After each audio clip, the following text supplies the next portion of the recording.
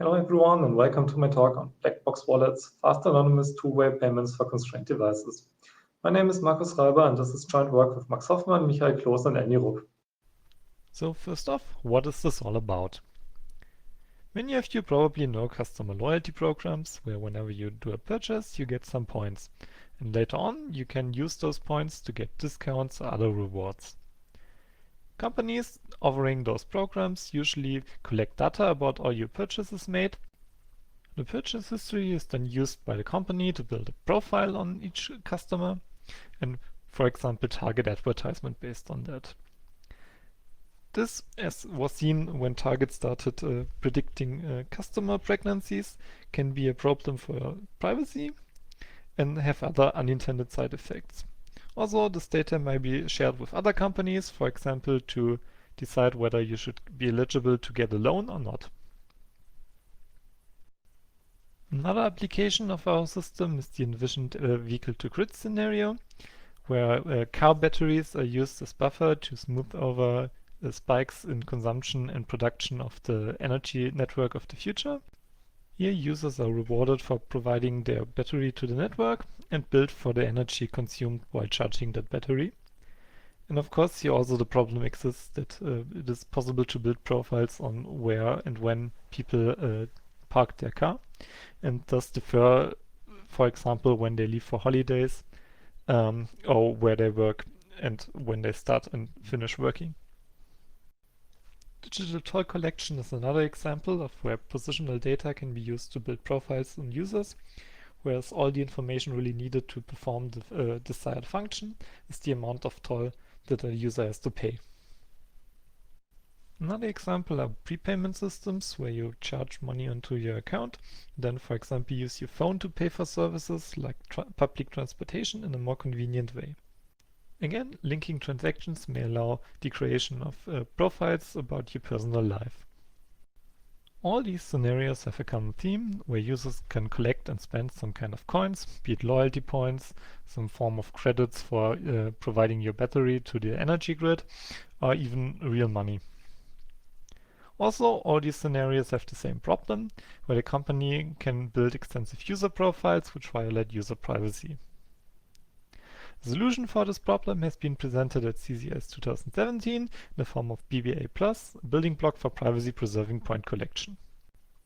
BBA+ provides unlinkable transactions, which prevents the creation of user profiles.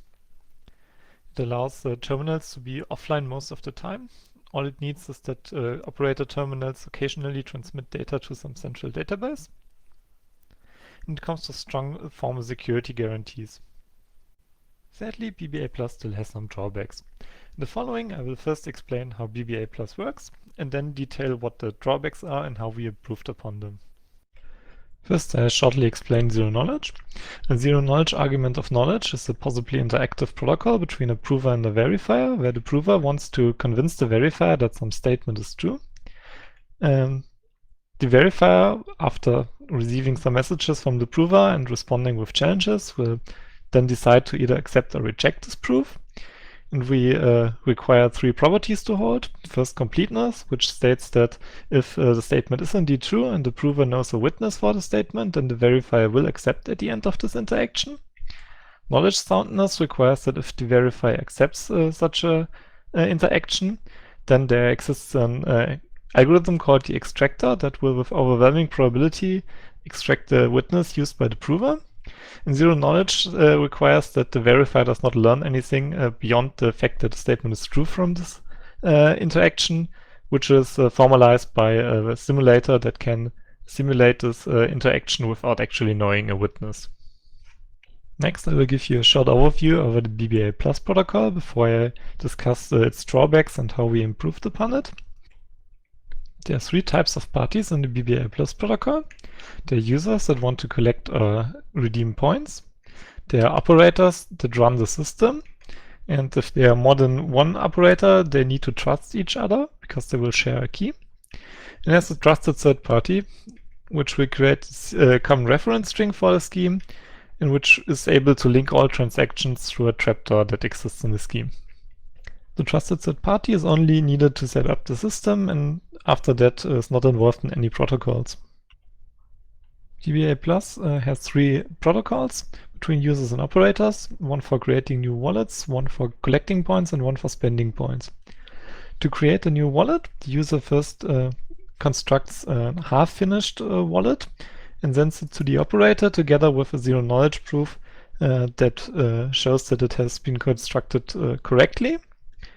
Then the operator will finish this wallet and sign it and send the finished wallet together with the signature back to the user, which then has his wallet, which we will call token tau in the following. Then to collect points, the user first takes the wallet from the last step and re-randomizes it so that it can't be recognized anymore, and then sends this randomized wallet together with a new zero-knowledge proofs that shows that it's actually a valid randomization of a previously validly signed wallet to the operator. And then the operator adds the proper amount of points to this wallet and signs the resulting wallet again and sends it back to the user, which now has an updated token. And to spend points, the operator needs to know the current balance of the wallet the user wants to use. And the user will first randomize the wallet again, send it together with a zero-knowledge proof that it is formed validly to the operator. The operator checks that the wallet actually contains the claimed balance. And if that is the case, it subtracts the amount of points the user wants to spend and sends the updated wallet together with a new signature back to the user. Now, BBA Plus has several drawbacks. First of all, it makes heavy use of pairings, which cause a somewhat poor performance, especially on low-power devices. It reveals the balance whenever the user is spending points. If this happens regularly and points are not collected too frequently in between, then this might allow linking user transactions. And as mentioned before, there exists a trapdoor that will completely abolish privacy in the system and allows whoever owns this trapdoor to link any transactions. So we improve upon BBA Plus in the following ways. Firstly, we design the scheme to work without any pairings at all. We use range proofs to hide the balance during spend operations. So even in use cases where spending is done regularly, the user privacy is preserved. We also remove the trapdoor from the system. And then we extend the scheme with additional attributes that a wallet can have, which allow, for example, age verification. Besides this work, there are also 2 other recent papers that improve upon BBA Plus. Updatable anonymous credentials presented at last year's CCS, and a paper to appear on this year's Asia CCS. Both of them also improve the efficiency of BBA Plus in regards to the use of pairings, where they also use the same zero-knowledge proofs that we do, but still rely on pairings for the signature schemes. They also make use of range proofs to hide the balance during spending, and they also get rid of the trapdoor, so they do this by weakening the security guarantees, whereas BBA Plus guarantees that users cannot trade points among each other. Those 2 papers do not guarantee this anymore, just that some of users cannot spend more points in total than all the users have gained up to this point. So how did we achieve our goals? First, removing the pairings. BBA Plus relies heavily on the use of pairings. It uses a zero-knowledge proof system based on pairings, which we wanted to replace with Sigma protocols. It uses commitments based on pairings, which are mainly due to the zero-knowledge system they use and can be easily replaced with Patterson commitments. And it uses signatures based on pairings. BBA Plus uses what we call the commit sign randomize proof principle, where the user commits to his message, then obtains a signature on this message, and to then use this signed token the next time. It randomizes the commitment and proves in zero knowledge that it randomized correctly and has a signature on the original commitment. This approach is well suited for pairing-based primitives, where there's signatures and commitments that play very well together with the zero-knowledge proof system to achieve this. But we wanted to use signatures without pairings. To avoid the need of zero-knowledge proofs about knowledge of a signature, which without the use of pairings will involve evaluation of a hash function inside the zero-knowledge proof, we instead use what we call the commit and blind sign principle, where the user commits to his message and then obtains a blind signature on that commitment. This hides both the signature and the commitment on which the signature was issued from the operator. And thus the next time the user wants to use its token, it can simply send the commitment together with the signature to the operator in the plane. But we need our blind signature scheme to allow for efficient zero-knowledge proofs about the content of this commitment to prove that the commitment was well formed. To this end, we needed something akin to the Kamenisch-Lysjanskaya signatures with efficient protocols. The only signature scheme to satisfy all our requirements due to Badimtsi and Lysjanskaya was only known to be sequentially secure. Since we need concurrent security for our purposes, we also provide a proof in the generic group model, which might be of independent interest. Completely removing pairings provides us with a twofold speed increase, where we on one hand avoid slow pairing operations, and on the other are able to use faster elliptic curves, for example the curve 25519. The authors of BBA Plus stated that they intentionally did not use range proofs because they are too large and slow in their setting, while we can make use of optimized range proofs in our new setting. And we use bullet proofs, a popular and fast zero-knowledge range proof system, which can be easily combined with our other zero-knowledge proofs. The trapdoor in BBA Plus is only required for the security proof, and it is only supposed to be known to the trusted third party, not intended to ever be used in the real world. But since the trapdoor exists, it could be abused in the real world, which we want to prevent. We make use of a different proof technique based on rewinding to avoid the need for this trapdoor. And since our common reference string is in fact only a common random string consisting of random group elements, it can be sampled uniformly at random, and we can replace the trusted third party with a hash function. Furthermore, even knowledge of the discrete logarithms of the group elements in a common reference string cannot be used to violate user privacy. Finally, we equipped our wallets with attributes. These attributes can be used to add expiration dates to tokens, or to add discount eligibility, for example senior pricing in public transportation, or for age verification, for example to prove that the owner of the wallet is above the legal age required to buy alcohol. These attributes are only revealed when required by the transaction, so for example the age verification attribute would not be revealed when buying only a pizza. Since the main goal of our paper was to improve the performance of BBA Plus on constrained devices, let me end this talk with a performance comparison. The following times are all taken from a smartphone and do not include communication. While our improvement to the issue protocol is probably not relevant in practice since it is only used once per user and was already fast enough, we greatly improved the performance of adding points, where our protocol is almost 5 times as fast as BBA Plus.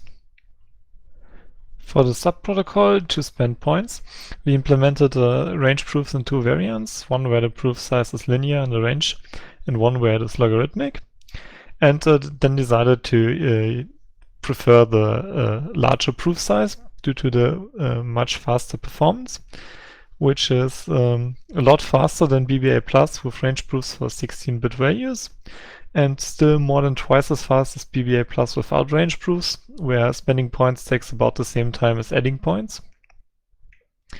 And even when increasing the range to 32-bit or even 64-bit, our protocol still outperforms BBA Plus with only 16-bit ranges by a lot. We also compare our protocol to the more recent improvements to BBA Plus, updatable anonymous credentials, and the upcoming Asia CCS paper. Our issue protocol is faster than both of their variants, but again, this is probably not relevant in practice. Adding points is almost twice as fast as the CCS paper and comparable to the Asia CCS paper that was optimized for this operation. Spending points with 32-bit range proofs, which is what the other two papers used, is more than twice as fast compared to the CCS paper and more than 6 times as fast as the Asia CCS paper, where they didn't optimize for this because they expected this to only happen rarely compared to adding points. We also compare the amount of data that needs to be transmitted. For creating a new token, this is roughly the same as in BBA+, while adding points saves more than half the bandwidth. Regarding the spending of points, we greatly reduce the amount of data transmitted from over 14 kilobyte to less than 4 kilobyte, even when using the larger range proofs. And even when using range proofs over 32-bit, we still only need about 5 kilobyte of communication. And even for 64-bit, communication is still reasonable, although here the difference in size compared to the smaller range proofs starts to show. But even here, communicating this extra data is still faster than the additional computation. Finally, we provide some performance estimations for running our protocol on smart cards. To do this, we counted the number of multiplications in the elliptic curve required by the client for each protocol. This is the most expensive operation and will largely dominate the running time of the final solution. We then provide runtime estimations based on the performance reported on the MultOS 4.3.1 card and a coprocessor design by Unterlugauer and Wenger for pairing-based cryptography on smart cards. Note that neither of these smart cards is optimized for running, for example, the Curve 25549, and having an optimized coprocessor for this would result in much faster runtimes. Creating a new token takes 40 multiplications, which translates to 2.5 seconds on the MultOS card and less than 1 second on the coprocessor design. This is completely reasonable since this is an operation only done once. Collecting points takes 30 multiplication, which is possible in less than 2 seconds on the MultOS card and less than 1 second on the coprocessor design. Even adding some overhead for the other operations, this is well within the time that you also need to pay with a credit card. And spending points with 16-bit balance range proofs require 68 multiplications, which translates to a bit over 4 seconds on the MultOS design and 1.5 seconds on the design with the coprocessor. And here you can also see that using the smaller proof size does not pay off at all. This shows that in some scenarios it should be possible to implement our protocol on a smart card. And when using stronger microprocessors, such as ones in cars or smartwatches, our protocol will run with good performance. So to conclude, we improved the performance and made the protocol suitable for much weaker devices than it was the case for BBA+. We also improved the privacy in the system, both by hiding the balance during spend operations and removing the privacy trapdoor. We also reduced the trust needed in the setup of the system, which can now be replaced by a normal hash function. And we added further functionality to the protocol, which is useful in real-world applications. Thank you.